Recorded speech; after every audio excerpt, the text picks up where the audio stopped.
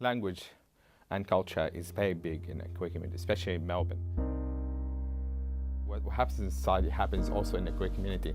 So when you come as a person of colour or as a person who doesn't speak English very well, you're faced with not only the challenges of being queer, you're faced with with racial and cultural challenges. Because not everyone is as embracing as as they ought to be.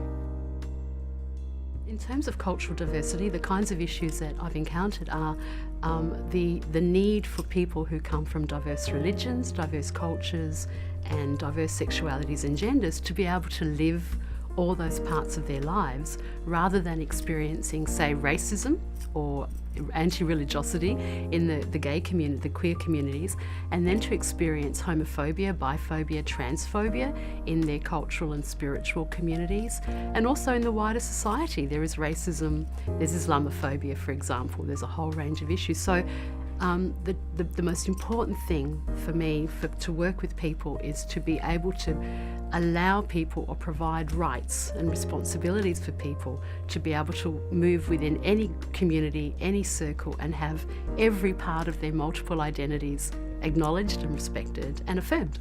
Being someone who's from overseas, it really depends on where you come from and what language you speak, because and it feeds into many things like the fetishization of some cultures and being the ideal race, or it's just so it's just a big can of worms when you come into a new country and you have to juggle identity, culture and language. You just have too much on your plate, basically. Some of the main challenges would be issues around, sometimes unfortunately, their own families and their own communities who may have certain understandings or misunderstandings around sexualities and genders.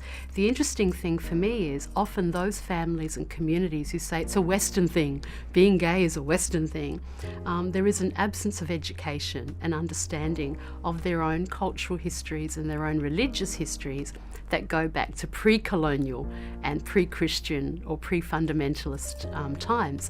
I really believe that we are only as strong as our weakest link.